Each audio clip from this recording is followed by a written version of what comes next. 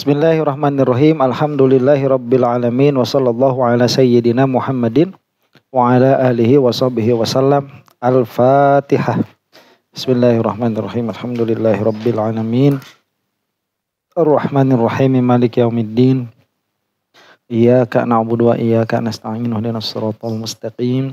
Siratal ladzina an'amta 'alaihim ghairil maghdubi 'alaihim waladdallin. Amin. Al-kalamu alal kidam kemarin sudah ya, perkataan atau pembahasan mengenai kidam. Jadi kidam itu ada dua makna.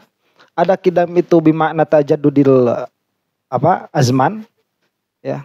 Dia itu terus menerusnya zaman, dan ini mustahil bagi Allah Subhanahu wa taala. Dan ada makna la awwalalahu. Nah, inilah yang ada bagi Allah, dan ini khususon hanya bagi Allah Subhanahu wa taala saja. Memang nanti pada pembahasan sifat Allah juga kidam. Cuman itu kan tabi' begitu. Karena sifat itu laisa huwa dzatun wa laisa huwa ghairuh. Sekarang kita masuk kepada pembahasan istihalatut ta'lil bid-dauri wa tasalsuli wa bayanu butlanihima. Mustahilnya taklil dengan daur dan tasalsul, dan penjelasan mengenai kebatilan keduanya. Maksud kebatilan itu tidak akan terjadi. Nah, maksudnya bagaimana? Maksudnya begini. Ada orang, termasuk diantaranya itu falasifah atau fisikawan sekarang, yang mengatakan bahwa alam ini terjadi dari keterbaharuan yang tidak ada ujungnya. Infinite regress itu adalah tasalsul. Jadi kalau ada orang berdalil dengan tasalsul, Tuhan itu tidak ada. Kenapa? Karena semua yang baru ini berasal dari sesuatu yang baru terus menerus. Nah, itu namanya apa? Itu namanya ta'lil bit tasalsul.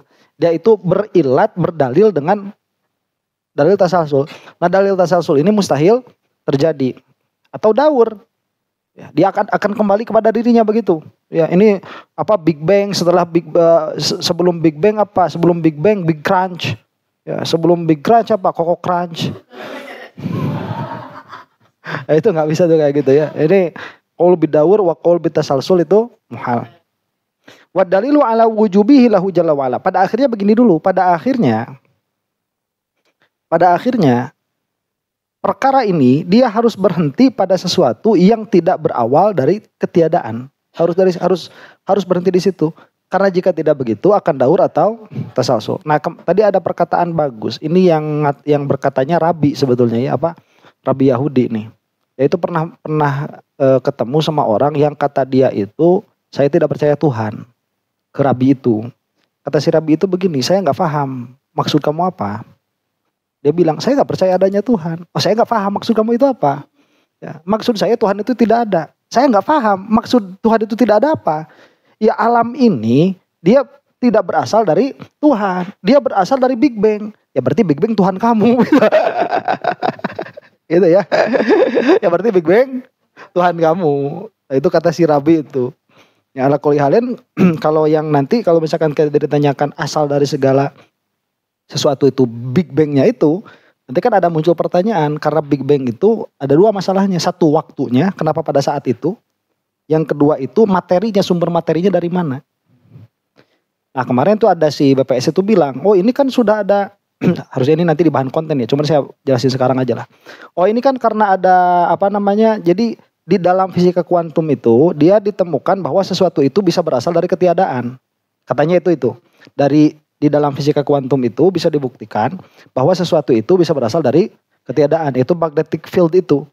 Jadi dari tiada tiba-tiba celeng ada begitu, dari tiada tiba-tiba ada. Nah, ini sebetulnya apa ya? Dalam tatanan filosofis, dalam tatanan teologi, ini perkara yang mustahil sebetulnya. Kenapa? Karena itu pun pasti pada koordinat tertentu adanya itu. Dan pasti pada ukuran tertentu. Si munculnya magnetic field yang memunculkan sesuatu ini. Berarti dalam tatanan teologis dia itu mungkin. Nah, ketiadaan ini sampai kapanpun tidak akan menjadi ada. Jadi dalam pengertian tatkala ini ada itu kan terlihatnya saja. Terlihat dari ketiadaan. Pun kalau itu memang bisa dibuktikan secara empiris, itu bukan bermula dari ketiadaan, tapi itulah pertama kali ada begitu. Yang mana itu pun harus ada penyebab. Harus ada penyebab. Oh ini tidak ada penyebab. Bukan tidak ada penyebab. Kamu tidak menemukan penyebabnya apa. Pasti ada penyebabnya. Karena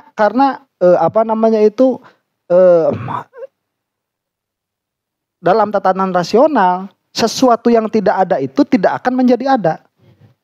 Tanpa ada yang mengadakan. Karena akan terjadi, apa tadi tuh? Wah itu akan terjadi kontradiksi.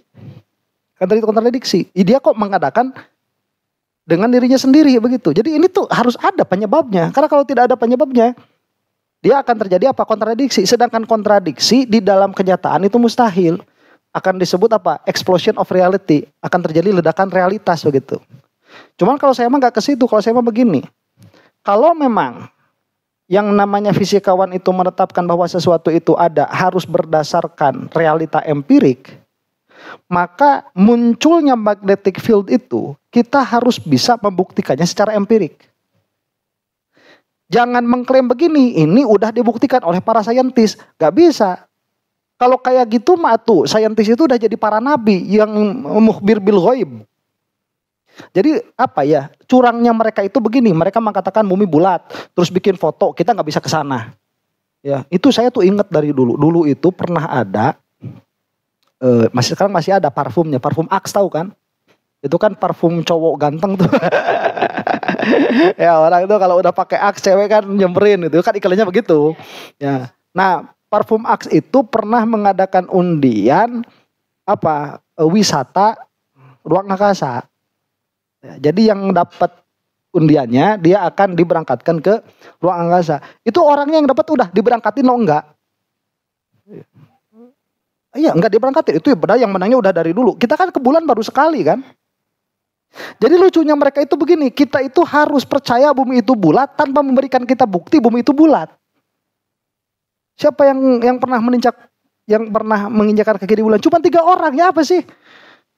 Katanya harus empiris, katanya harus bisa dicek sama semua orang. Saya bukan berarti tidak percaya bumi itu bulat, karena Syekh Fakhruddin Ar-Razi sudah dari dulu mengatakan bumi itu bulat. Cuman dalam tatanan empirik itu harus bisa dibuktikan secara universal. Dalam pengertian saya ini harus bisa melihat sekarang bahwa magnetic field itu memang berada dari ketiadaan gitu loh. Ya, pada kenyataannya nggak bisa. Bagaimana? Terus kita itu kalau saya mau lihat dengan mata kepala saya sendiri bumi itu bulat, gimana caranya? Iya, bisa enggak? Enggak bisa. Ini masalah begitu. Cuman ala kulli halin jadi apa ya? Masalah manusia modern itu banyak. Mereka itu suka tanakud. Jadi tidak mau menerima kabar nabi yang dikuatkan dengan mukjizat, tapi mau menerima kabar NASA begitu. Ini kan aneh. Ya, mereka itu tidak mau menerima kabar tidak mau menerima kabar nabi, tapi mau menerima kabar ilmuwan antah barantah yang kita juga nggak tahu binnya siapa, kapasitas kejujurannya bagaimana, itu nggak pernah diuji. Ya tiba-tiba, di Swedia misalkan ada satu terowongan namanya CERN, itu terowongan itu dia bisa menabrakkan partikel-partikel sampai dia nanti bertabrak sehingga bisa ditemukan ada yang namanya boson, ada yang namanya bosongot. Ada itu disebarkan sama orang-orang. Kita harus percaya. Ya apa kayak gitu itu? Ya. Itu doktrin akhirnya. Yang kita pun nggak, jangankan kita yang kayak gini, orang-orang yang fisikawan juga nggak semuanya bisa membuktikan itu. Ya, akhirnya kita skeptik begitu. Harus skeptik. Kenapa kamu tatkala menerima kabar dari para nabi itu skeptik, kemudian kita nggak boleh skeptik sama sains? Lawang yang namanya rumah sakit juga banyak malah jadi rumah mati kok. Iya kan, seharusnya kalau memang sains itu ilmu pasti orang masuk rumah sakit pasti sembuh. Kenyataannya kan enggak. Terus kita nggak boleh skeptik gitu sama sains. Nah itu lucu. Ini lucunya apa? Lucunya orang zaman sekarang begitu. Makanya kalau misalkan kita mau kembali kepada pengetahuan yang dia itu ilzam secara universal, kita harus kembali kepada akal karena semua orang punya itu. Makanya kita belajar tentang apa? Berpikir yang benar begitu. Nah, di dalam pola pikir yang benar yang namanya tasalsul dan daur itu batil. Bagaimana kebatilannya? Nah, ini akan kita jelaskan. Paham? Paham lah gitu, mah tengarakeun.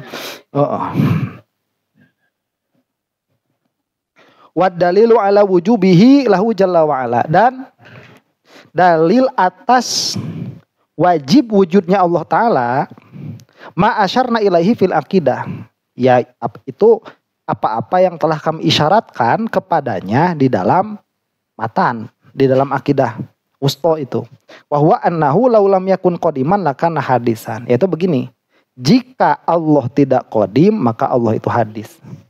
Nah ini kan apa? Pembagian kemungkinan begitu ya. Kemungkinannya hanya dua. Tidak dimulai dari ketiadaan atau dimulai dari ketiadaan. Ta'alallahu an dzalik, maha suci Allah dari kehadisan. Kenapa cuma dua kemungkinannya? Idla wasitota bainal qidami wal hudusi fi haqqi kulli mawjudin. Karena tidak ada perantara di antara kidam dan hudus pada perkara semua yang mawjud. Jadi jika kita sudah menentukan bahwa perkara ini mawjud, perkara ini ada, maka kemungkinan yang ada ini cuma dua. Dia itu pernah tidak ada, atau dia itu tidak pernah tidak ada. Ya, karena itu mani'ul jam'i wal khulwi. Itu kalau misalkan tidak ada keduanya akan terjadi kontradiksi. Dan apabila terjadi keduanya itu juga akan terjadi kontradiksi. Jadi tidak ada yang ketiga. Paham ya? Coba lihat bahasanya. Yang mawjud pada keadaannya dia mawjud.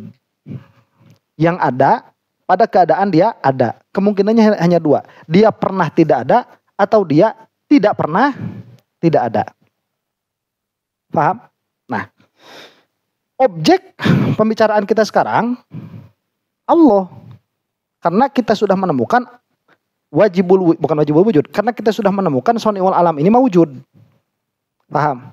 Ini jangan kemana-mana pikirannya. Karena ada falasifah atau fisikawan atau kemis yang mereka itu menisbahkan kidam kepada materi. Paham? Yang kita sebut alam. Jadi yang kita sebut alam itu kalau dalam bahasa mereka, saintis, itu bahasanya matter. Materi. Nah materi ini mereka sifati dengan kidam. Karena cara berpikirnya sama. Materi ini kemungkinannya hanya dua. Apakah dia itu pernah tidak ada atau dia tidak pernah tidak ada. Nah kata mereka ini tidak pernah tidak ada. Itu kata mereka tuh. Kalau kata kita ini pernah tidak ada. Nah alasan mereka ini tidak pernah tidak ada karena mereka tidak bisa menjelaskan yang mengadakan. Paham?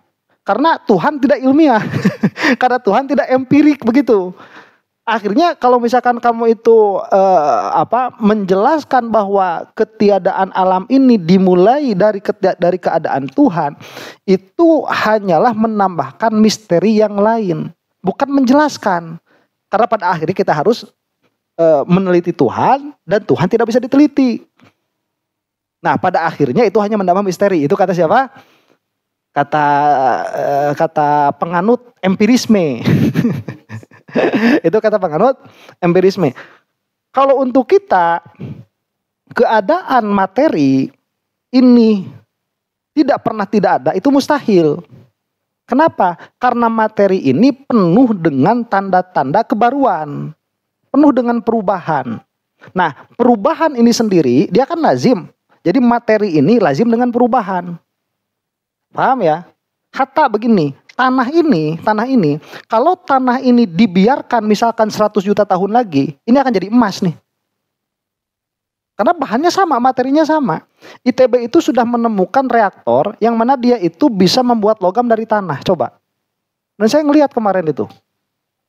Iya kan, dia diambil satu sendok tanah, itu dimasukkan ke reaktor, itu dikasih energi, 2 menit doang, keluar jadi logam.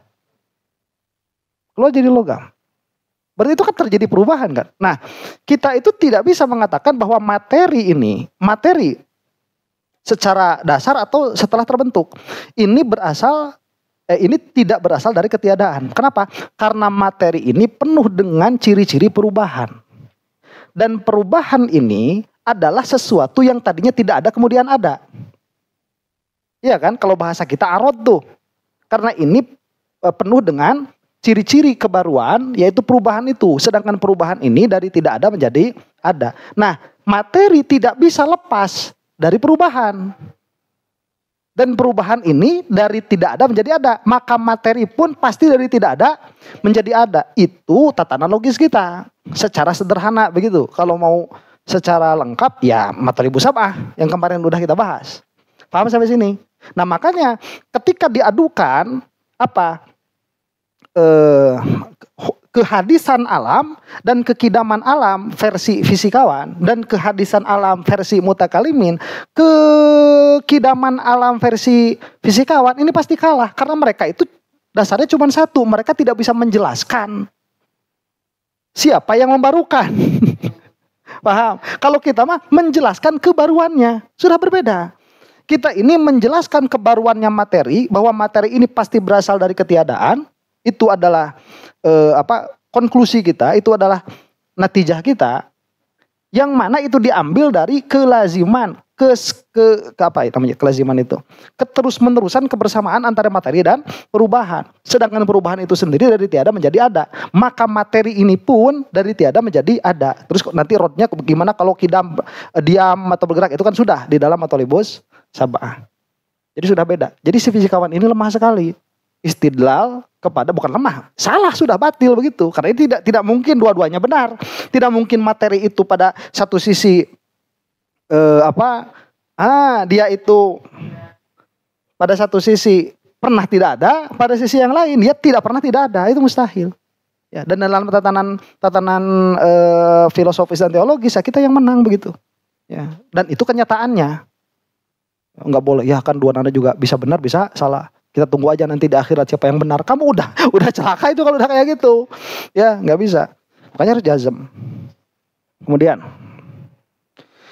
idla lawasitu tabainal qidami wal hudusi fi haqqi kulli mawjudin walakin kaunuhu hadisan muhalun.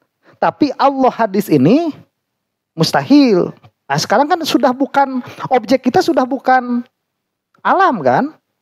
Objek kita sudah bukan alam. Memang kita tidak bisa menentukan alam ini pernah tiada secara empirik, nggak bisa. Tapi alam ini pernah tiada dalam tatanan filosofis.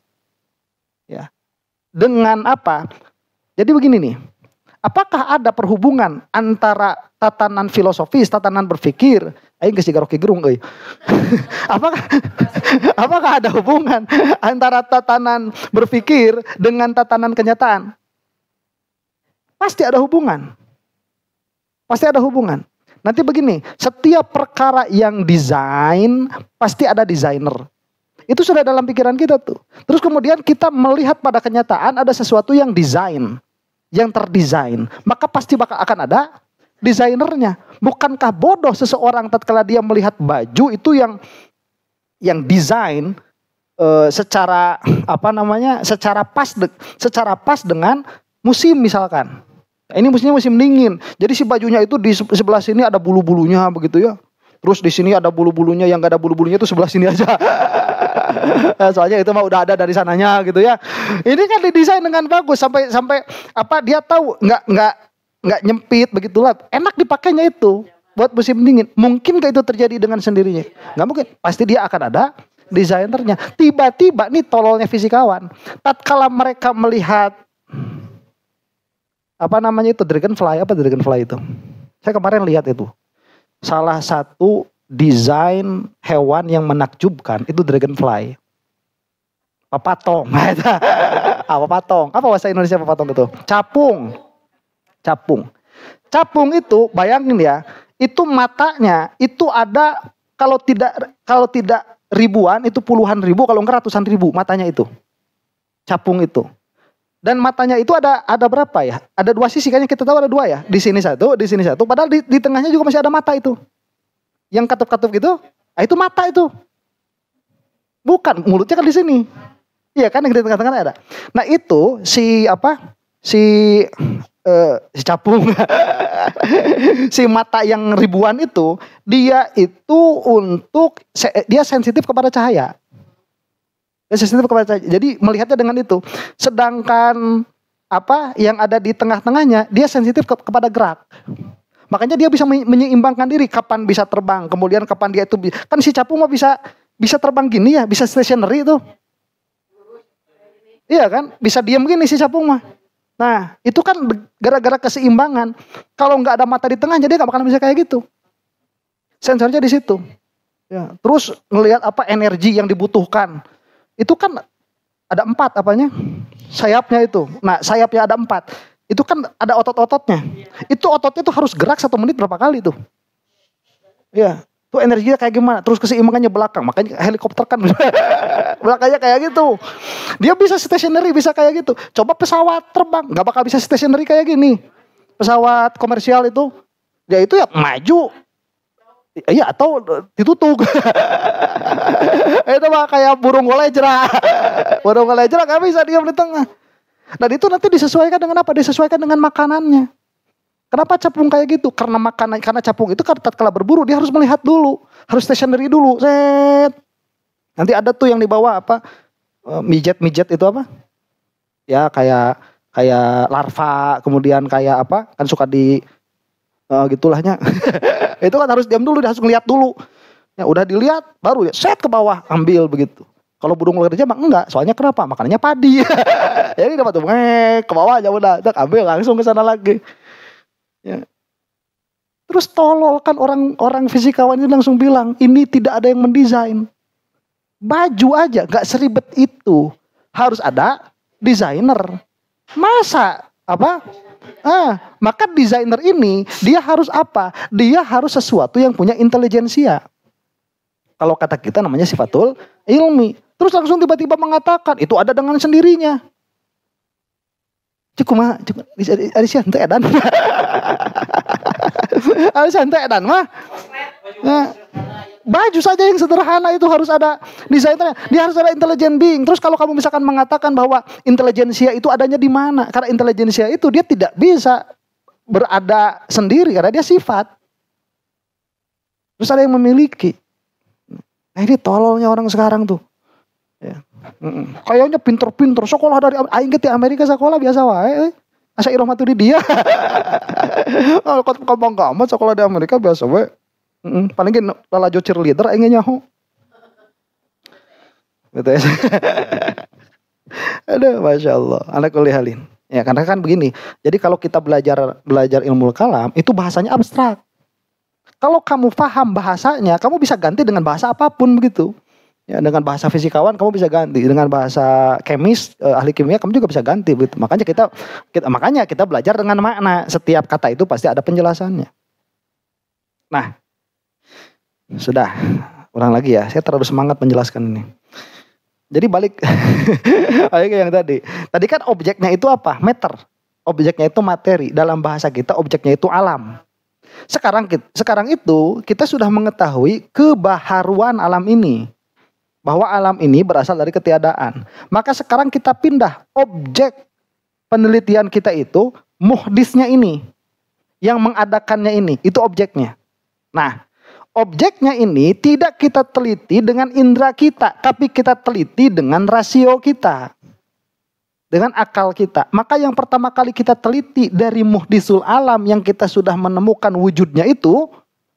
Apanya? Apakah muhdisul alam ini pernah tiada sama seperti materi atau tidak?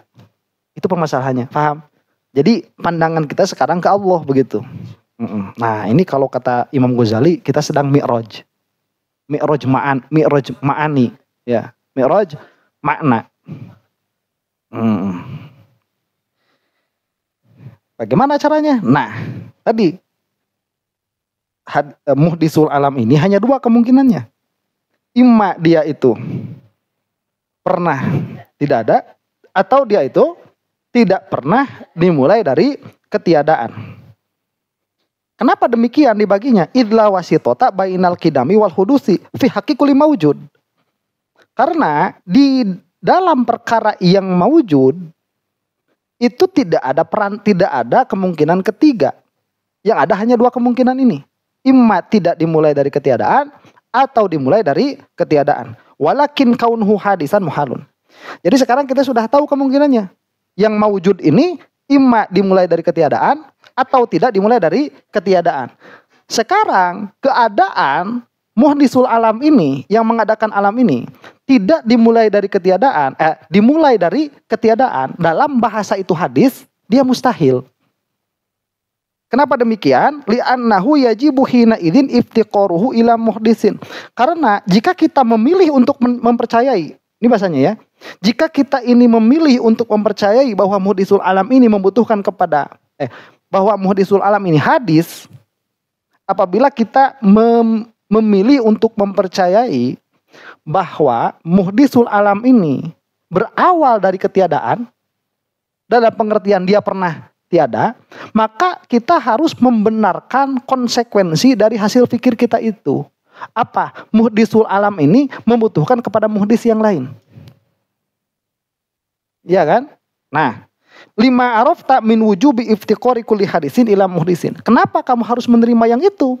Karena engkau sudah tahu bahwa semua yang hadis tatkala adanya dia pasti membutuhkan kepada muhdis. Karena dengan pola pikir yang sama kita menemukan adanya muhdis. Maka apabila muhdisnya ini dia hadis juga, maka kamu harus menerima konsekuensinya. Apa? Bahwa muhdis ini membutuhkan kepada muhdis.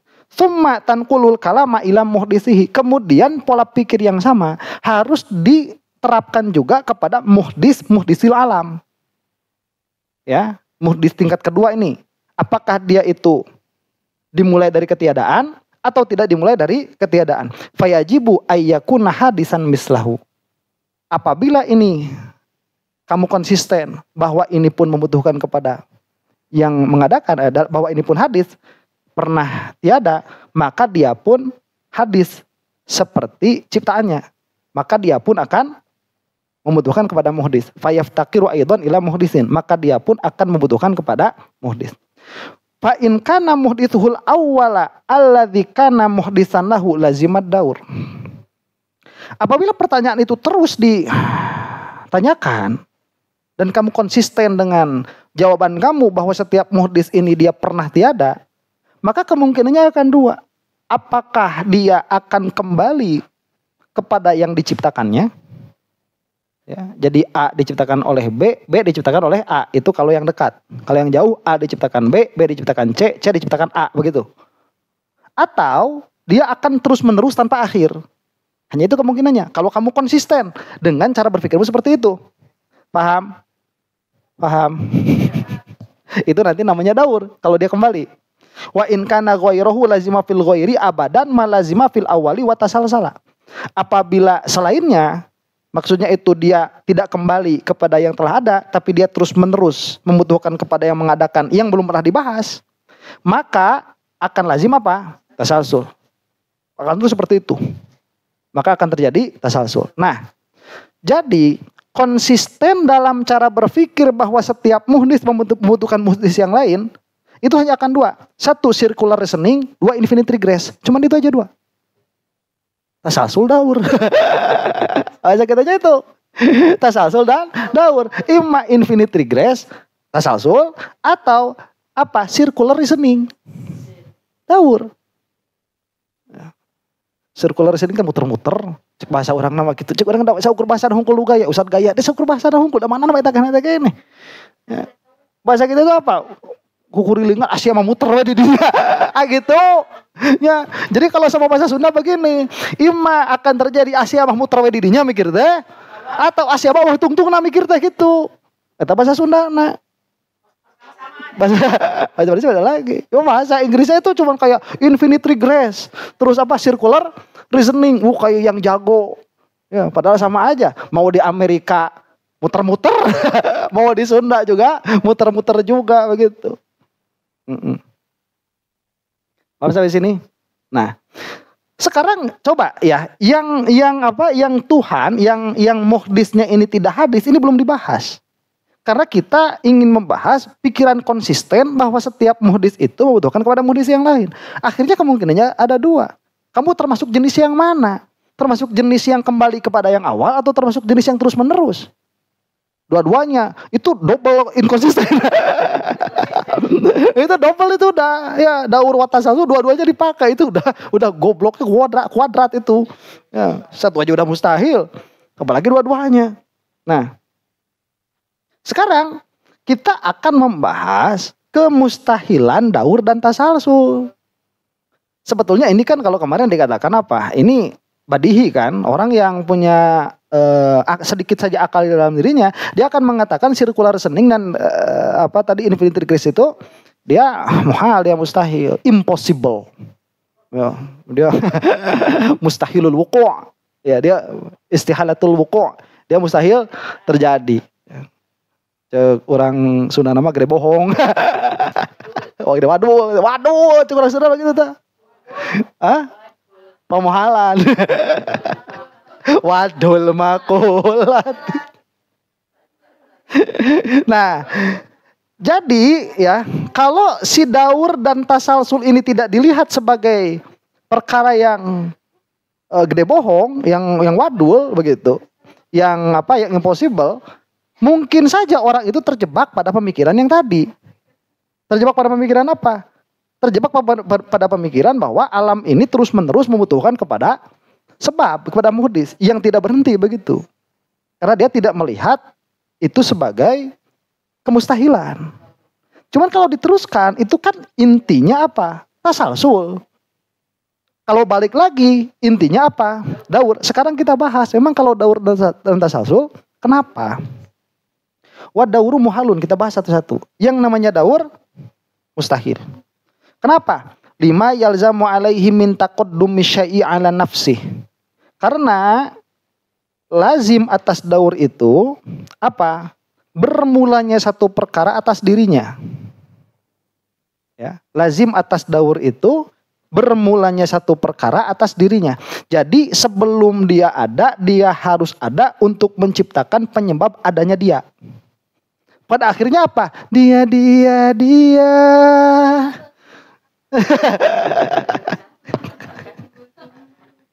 Aduh. Ya gak selesai kan. Ya. Jadi coba ya.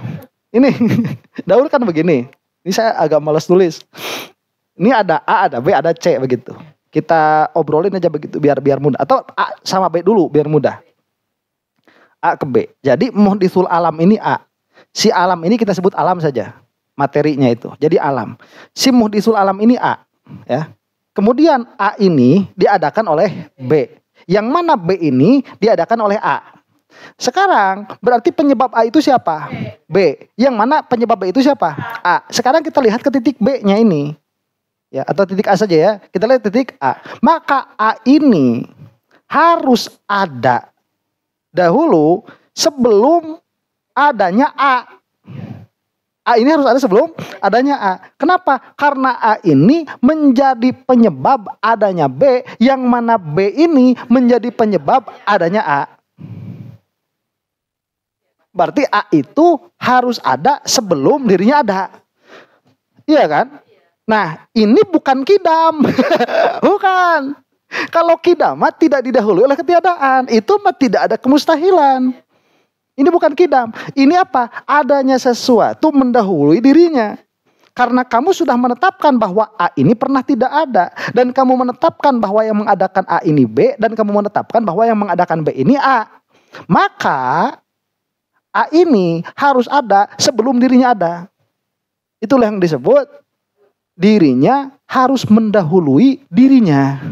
Keadaan sesuatu harus mendahului dirinya ada. Dan itu mustahil.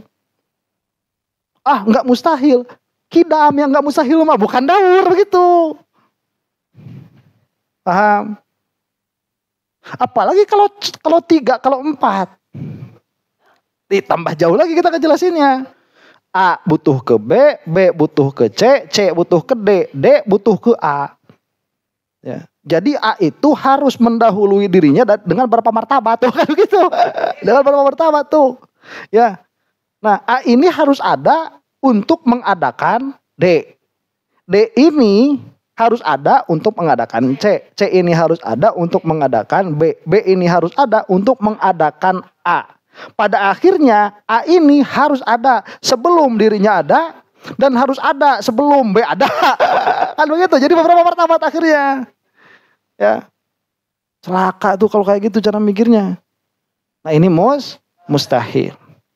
Di anna kulla wahidin minal muhdatsaini alladzaini furidu anna kulla wahidin minhuma awjada sahibah yalzamu ayyataqaddama ala nafsihi bimartabatain. Kenapa demikian? Karena tiap-tiap yang muhdas, dua yang muhdas, kalau kita mengatakan dua nih, karena tiap-tiap dua yang muhdas, yang dua-duanya dikira-kirakan ada, kan begitu? Karena kita kan mengira-ngirakan, ini keajaiban akal itu. Akal itu tidak harus empiris, kamu bisa mengira-ngirakan. Ya, 5 juta tambah 5 juta nggak ada duitnya berapa? 10 juta itu nggak tahu, nggak empiris. Harus ada duitnya, tolol begitu. Yang namanya akal itu bisa mengira-ngirakan. Kita mengira-ngirakan ada muhdisul alam, yang mana muhdisul alam ini muhdas bi ghairihi. Dibarukan dengan selainnya. Nah, tiap-tiap yang dikira-kirakan muhdasnya ini, berarti kan ini muhdas, ini juga muhdas, pada akhirnya kan begitu. Anna kulla wahidin minhuma awjada sahibahu, bahwa tiap-tiap dari dua ini mengadakan sohibnya. A mengadakan B, B mengadakan A. Yalzamu ayyataqaddama ala nafsihi bi martabataini, maka akan lazim si A ini mendahului atas dirinya dengan 2 martabat. Karena A ini harus ada sebelum adanya B untuk mengadakan B, yang mana B ini akan mengadakan A tuh dengan 2 martabat begitu. Paham? Pahamilah gitu. Ditaqaddumi lama yajibu ayat taqaddam alaihi, karena dia itu harus memula atas apa-apa yang menjadi sebab baginya. Nah, wal muqaddam alal muqaddam ala syai'i muqaddamun ala dzalika syai', dan yang didahulukan atas sesuatu, maka dia itu didahulukan atas sesuatu itu. Jadi dia A didahulukan atas B karena B ini harus diadakan oleh A, dan B ini kan harus didahulukan oleh A. Karena B ini yang mengadakan A, berarti B ini harus lebih dahulu daripada A, maka dia itu muqaddam ala nafsi, maka dia itu muqaddam atas dirinya. A. Paham enggak maksudnya nih? Iya kan? Jadi dua martabat ini. A yang harus lebih dahulu untuk mengadakan B, yang mana B harus lebih dahulu untuk mengadakan A, maka A harus lebih dahulu daripada dirinya. Bimartabatain. Paham? Kemudian. Mana tadi? Wal muqaddam al muqaddam ala syai' muqaddamun ala dzalika syai' wa bimithli dzalika yalzamu ayat akhara an nafsihi bimartabatain. Dan bukan harus lebih awal daripada dirinya, dia juga harus lebih akhir daripada dirinya dengan 2 martabat. Sama. Ya. Jadi dia harus harus akhir dengan 2 martabat, karena A ini harus diadakan oleh B, berarti A ini tidak boleh ada. Iya kan? Tidak boleh ada. Dan A ini harus ada untuk mengadakan B, berarti B-nya ini harus ada. Dan B ini harus mengadakan A, berarti A ini enggak boleh ada. Berarti dia mutaakhir martabatain. Dia pun harus terlambat 2 martabat dari dirinya sendiri. Lita'akhurihi amma yajibu ayat ta'akhur anhu, karena dia jadi ta'akhur atas apa-apa yang wajib ta'akhur atasnya. Wal muakhkhar anil muakhkhar an syai' muakhkharun an dzalika syai' daruratan, dan yang diakhirkan dari satu perkara, maka dia itu diakhirkan dari perkara itu secara doruri. Jadi kalau A ini harus terakhir karena harus B dulu harus ada untuk menciptakan A, kan gitu. Berarti A ini harus muakhkhar daripada B, dan A ini harus dan B ini harus muakhir daripada A, maka A ini harus muakhir daripada dirinya. Bimartabatain begitu. Paham? Rada hese mikir muakhir mah datara. Bisa orang mikirnya muqaddam. Paham itu Daur? Salah satu lagi tasalsul nih. Wat tasalsulu muhalun aidon, dan tasalsul pun dia mustahil. Kenapa? Lima arafta min istihalati hawadis la awalalahu, karena engkau tahu bahwa hawadis la awalalahu itu mustahil. Hawadis tidak ada awalnya. Enggak ada ujungnya. Ya. Hoream. Ini ada A, B, C, D tanpa akhir begitu ya. Ini tasalsul tanpa akhir. Kalau ditanyakan kan setiap martabat yang ditanyakan, B harus ada dengan syarat harus ada C. Ya. C ada enggak? Ada dengan syarat harus ada D. Ya. Kapan atu Z ada? Ya kalau ada AB. Kapan atu AB ada? Kalau ada AC. Terus dulu sana. Kapan atu ZZ apa AZ? Kapan AZ ada? Ya kalau ada BA. Ya ada BA kan begitu. Terus berarti si A ini bakal ada nggak? Nggak bakalan ada. Karena tiap-tiap ini terus mensyaratkan kepada sesuatu yang lain. Akhirnya titik yang kita tanyakan awal ini nggak bakalan ada. Sedangkan kita sedang ada pada titik ada. Berarti tidak ada awal itu mustahil. Paham? Beda kalau kita mah A ada nggak? Ada. Kapan? Kalau ada B. B ada nggak? Ada. Kapan? Ya karena dirinya kan gitu. Ya karena dirinya. Atau kapan A ada? Ya kalau B mau. Beres kita mah. Beres. Kenapa kok diribet-ribet malah dibenerin kan pusing kita tuh ya. Kenapa malah jadi kubik beng segala macam. Oh ini kan sudah empirik. Ya empirik itu kan dalam tatanan yang bisa kamu indra, bukan tatanan pada tatanan rasional. Orang yang cerdas itu dia mendahulukan rasionya daripada apa yang dia lihat. Kotan itu. Makanya kalau misalkan kita ini ngitung duit, terus duitnya itu kecelok. Ya dalam pikiran kita ini duitnya 10 juta, pas dihitung 9 juta 800. Kita balik hitung apa? Kita balik hitung di otak apa kita balik hitung di tangan? Balik hitung di tangan. Karena kita lebih percaya apa yang ada di otak kita daripada apa yang di tangan begitu. Ya. Kalau kita lebih percaya sama yang ada di tangan, ini nanti jangan-jangan saya salah ngitung. Karena enggak kan? Mana yang dibetulin, yang dibenerin itu? Yang dibenerin itu. Kita lihat Zaid masuk ke ruangan, ya. Ruangan A, kita masuk dilihat Zaid masuk ke kamar, masuk ke rumah. Di rumah itu cuma ada tiga kamar. Ya. Berarti kan Zaid bakal di mana? Di salah satu antara ketiga itu. Kita buka kamar A, Zaid ada. Kita buka kamar B, Zaid ada juga di situ. Dibuka kamar C, Zaid juga ada di situ. Kesimpulan kita apa? Tiga-tiganya ada Zaid tuh di ketiga kamar tuh. Kesimpulan kita apa? Hah? Lo iya enggak di kamar lo, kamar. Salah ngelihat, muntah juri. Dah tetap si Zaid mah satu. Untuk gini, oh berarti Zaid 3 tolol. Yang punya kesimpulan kayak gitu tolol. Ya kita lihat apa? Zaid 3. Terus kamu nih lihat ada tiang listrik, sama kamu kelihatan tiang listriknya bengkok. Ya kan? Kamu benerin tiang listrik apa kamu ke toko kacamata? Kenapa? Karena tahu itu mah lurus atuh. Kalau nggak lurus gitu mah nggak bakalan kayak gitu. Ini kabel-kabel udah, iya kan? Udah aman. Jadi tatkala kontradiksi antara penglihatan dan penalaran, pasti yang disalahkan itu penglihatan, bukan penalaran. Gitu. Nah orang tatkala dia itu menyalahkan penalaran dan membenarkan penglihatan, tolol, stupid. Ya Allah. Ini saya melihat ini sesuatu dari tidak ada. Ya dari sesuatu yang tidak ada itu ada yang mengadakan, pasti itu. Ya, dan itulah awal. Kalau kamu mau masuk ke situ, itu adalah awal adanya. Paham? Ada yang nyanyi Roma Irama, sama kamu kedengeran Elvi Sukaesi. Ayo cara kumaha. Katehat, ayo bekieu cenah tuh. Ya, itu pasti karena yang namanya panca indera itu dia ada mawani'nya.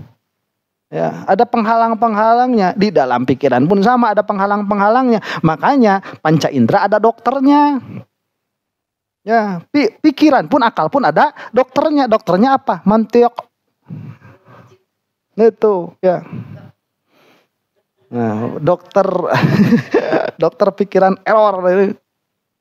Nah, waqad asyarna huna ila ba'di barahin istihalatiha wa huwa luzumul jami' bainal faraghi wa adamin nihayah. Nah, itu tasalsul mustahil itu ya. Kita istirahat dulu soalnya nanti saya mau bikin video agak lama. Ya, kita istirahat dulu yang ini ya. Wallahu a'lam bissawab.